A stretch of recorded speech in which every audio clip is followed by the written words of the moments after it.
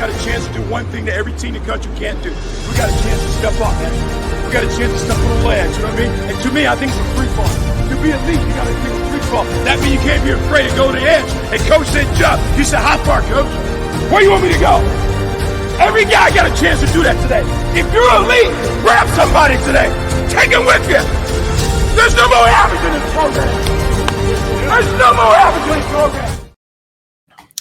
It is that time. We are there. It's game week, guys. And I am super excited as Georgia Tech will play Florida State in Ireland. This is going to be awesome. What an awesome college football season with the inaugural 12-team playoff taking place this year.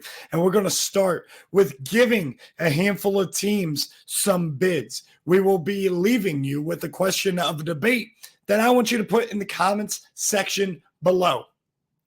So, for all of you guys out there, make sure you like the video. Get this to somebody else as we are ramping up. Before we get started with today's video, and we're going to rip it off very quickly, coming up here, I'm going to release a final top 25 prediction of what I think is going to happen. That is going to be on TikTok. I'm going to be showing you what I believe will be the final Sunday top 25. And then I'll be releasing a college football playoff bracket on the same day. That's going to be tremendous. But before we get there, I want to finish two things. Number one, I have my top 10 Heisman. I'm going to make a video on that. And then number two, I'm going to have my 10. I got 10 of them. 10 win-loss total locks of the season. That is going to be how we start Walk the Line, my Against the Spread pick segment, and my Against the Spread pick video that I'm going to be doing all year long. Last year, we were 2 games above 500, not very good. It was barely enough to essentially break even. We're hoping to do a whole lot better this year. With that being said, let's jump straight into it. We're going to start with the group of 5. And listen, the group of 5 to me is a jumbled mess. In the American Athletic Conference, I think Tulane could be a really good team. I think people are insanely overrating Memphis. I'm picking the South Florida Bulls to defeat the UTSA Roadrunners. A little bit of a sleeper team right there with UTSA. But South Florida is going to be the team to beat in this conference, in my opinion. I have them beating Miami out of conference in a major upset, making a statement there as one of their 2 major out-of-conference games. The other one is at Alabama, and I do have them losing that one. And then losing a conference game to Tulane, who I think is going to be right towards the top, but I got them going 6-2. Both these guys going 7-1. UTSA with a very favorable schedule, but at the end of the day, I definitely think South Florida is a better team. They're going to be able to get it done with what Alex Golesh has started to build there. And is USF going to, with an 11-2 record and a win against Miami out of conference, is that going to be enough to make the college football playoff? That is going to be the big question here. As we move on to the next conference, Liberty does it again. 13-0, completes the perfect regular season with the conference championship on top of it. They beat the Middle Tennessee State Blue Raiders, who I think is going to have a pretty solid year post Rick Stockstill moving on. But I do think that Liberty is easily the best team in this conference. Their schedule is absolute garbage. Their toughest game is against Appalachian State. So they're going to have to look very impressive and put up a whole lot of style points, and which I think they could to be able to make the playoff, especially with what they were able to do last year. But I feel like their chances are almost diminished with how little they were able to compete against Oregon in the bowl game last season. So Liberty 13-0, but will it indeed be enough to make the college football playoff? I think that the MAC is going to go pretty chalky. This is a rematch to what last year's was. I don't think Toledo's necessarily chalk, but I definitely believe that Miami, Ohio is easily the best team in the conference, and they're going to demonstrate that with a dominating victory in the MAC championship with all the returning production that they have. 8-4, honestly, might be way too low for them. They could be a 10-win team this year. They're going to be really solid. If there is a surprise group of 5 team to make the college football playoff with an 11-1 record, potentially with an upset out of conference, a couple upsets out of conference, They play 3 Power 5s out of conference or Power 4s out of conference. That's the issue. But if they beat like Cincinnati, Northwestern, they're going to be able to maybe have an argument to make the college football playoff. They're going to have to do that first. I don't have them beating either of those teams. I think both teams are going to be good enough and improved enough, especially Cincinnati, that Miami does not get that done.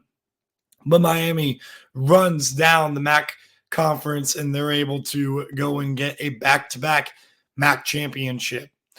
The UNLV Rebels, I have holding off Fresno State to kind of get revenge off of how they finished last season. Now, a lot of people are going to be talking about Boise State, and when I made my predictions, I was lower on Boise State. I'm a lot higher on them now, and I think that Boise State is definitely the team that could threaten this. But I love Matthew Sluka coming in for UNLV. I love what the offense is going to be able to do, and the fact of the matter is this, too, with Fresno State, they still have a lot of talent, even with Jeff Tedford moving on.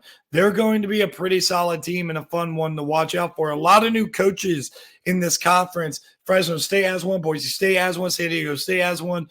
They're going to be fun to watch out there with no idea what is going on. And if you guys missed the news, by the way, today with Boise State naming a starter, I like the fact that they did make Maddox Madsen the starter out there. He's a really good player who held down the fort in running off with the Mountain West Championship in the last 3 games, going 3-0 without Andy Avalos to close out the year last year. But yeah, I think UNLV wins this game.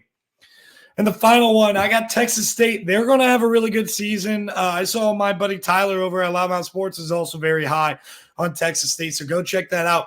G.J. Kinney's really building something over there, and bringing in Jordan McLeod to be the clear starter from James Madison, I think was big time. Their offense is going to be unstoppable. The Sun Belt's also going to be in a down year. So that strength of schedule, I'm telling you this right now, if Texas State is able to complete a perfect season, that is very lofty. That is a high goal to set. But if Texas State is able to surprise the casual fan by going undefeated, they're going to be the ones that represent in the playoff. And quite honestly, sitting here at 12-1, they're going to have a case for the playoff. And here's the big thing. The group of 5 has this situation according to my scenario. You got undefeated Liberty with a poor strength schedule. You have the big time out of conference win with the strongest G5 conference in USF, but with 2 losses. And you got 1 loss, Texas State, who didn't lose to somebody bad. They lost in conference play, and they won out of conference with a big game. Is Texas State or is USF or Liberty making the college football playoff in this scenario? I'm going to create a graphic for TikTok in a couple of days for this, or in the next couple of days. So make sure you tune into that. But with that being said, let's move on to the Power 4 to get who is going to get the buys in the 12-team playoff. The first conference, the ACC. Florida State, Virginia Tech, a lower scoring game, but I think the physicality on the defensive line and the ability to also run the ball, the way that Mike Norvell had turned what was specifically on the offensive side, but a weakness as far as physicality up front, and made it a strength basically overnight. That's what they're going to be able to piggyback off of to win the conference for a second consecutive year. Now, 10-2, 7-1 in conference. It's not as good as what last year was. I think that they're going to struggle a little bit on the offensive side of the ball, specifically not having the threats out wide that they did last year. But I still think they're going to be a really good team. And Virginia Tech, man, they're going to be right there on the cusp of a college football playoff.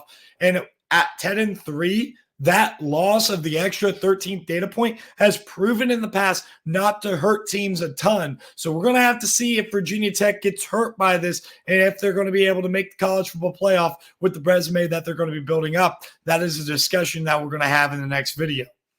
Texas and Georgia. It says number 1 Georgia. It shouldn't have a number by it. That's my bad. But, you know, to be fair, they're going to finish number 1 if this happens. A classic rematch in the SEC championship. I think Georgia's defense holds it down, and they're going to be able to win off of a late touchdown with about a minute left, and they hit the extra point to win 28-27. I really think that these are the top 2 teams in the SEC, hands down, with a bunch of other, like these are the elite teams with a bunch of other really good to great teams below them. I mean, if you take a look at what Alabama, Ole Miss, Missouri, Tennessee, Oklahoma, Texas A&M, LSU, and what these teams are going to bring to the table, they're going to be good to great teams, really good to great teams that these two will have to go in a gauntlet against. But Texas has a favorable schedule. Georgia is going to be the one that's more battle tested.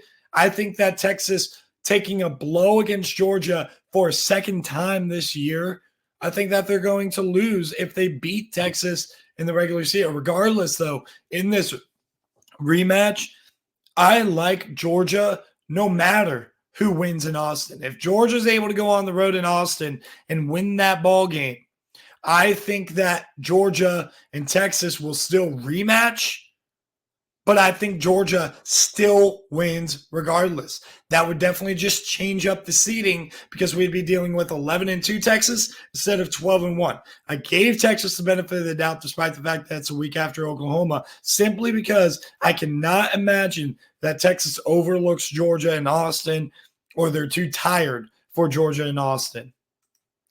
Kansas State and Utah is my Big 12 championship, the third one. And I got Kansas State winning.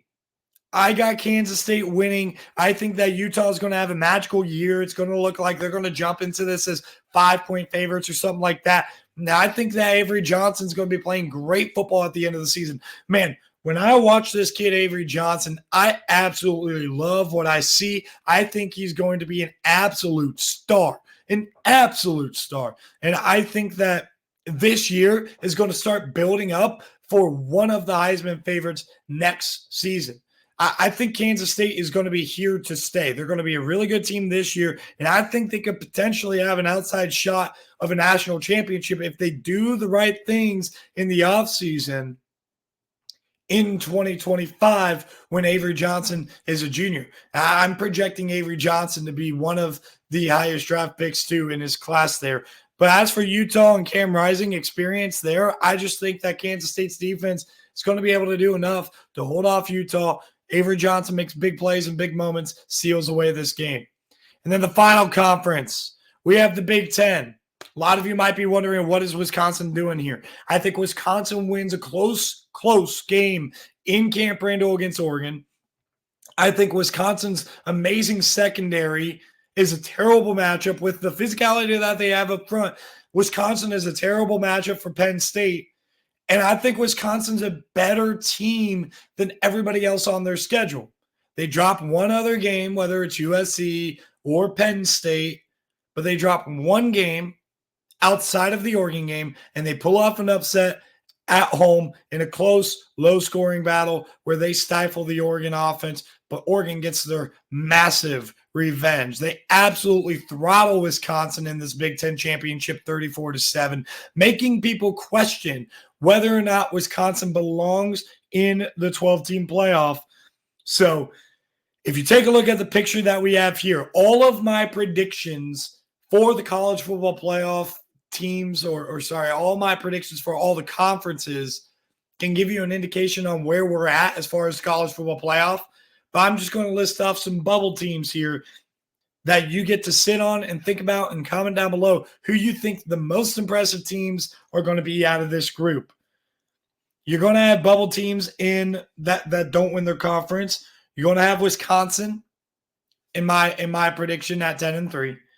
But then a lot of other people are going to agree with me that Missouri and Notre Dame are going to be 10-2 football teams, and they're going to be right on that bubble, man. Notre Dame, here's the thing about Notre Dame, is if those two losses are against two of the three presumed to be ranked teams that they're going to have on their schedule, they play Texas A&M, Florida State, and USC. If they lose two games out of those three, is the rest of that schedule, including winning one of those games. And if USC is underwhelming, then they might not even be a factor. Is the rest of that schedule strong enough to put an independent Notre Dame in the college football playoff? That is going to be the big question, especially if there's a jumble and you would have to take out a team like Virginia Tech. I think a lot of people are going to be singing the same tune as me with Virginia Tech as well. We got Michigan. I got them going 9-3. If they're able to win one of those big three games that, they're going to be underdogs against. They're going to be underdogs against all three of those preseason top 4 teams. They played Texas at home, Oregon at home, Ohio State on the road. They're supposed to lose all 3. I have them losing all 3 and winning every other game, with USC likely being the most impressive win on their resume. Are those 3 losses, are we going off the strength of the losses here? Are those good enough for you to be able to say, especially if they're competitive, hey, maybe Michigan's got a shot to make the playoff? There's a lot to debate, a lot to cover. Penn State, a lot of people are going to be higher on. NC State. What is the G5 looking like with those 3 teams, USF, Texas State, Liberty, or maybe somebody else like a Boise State or something like that? I am really, really excited regardless for this college football season. The next time you guys will see me, you're going to see me talk about the Heisman Trophy and who I think are the top 10 players for the Heisman Trophy for the end of the year. So for now, until that next video, I'll see you guys next time.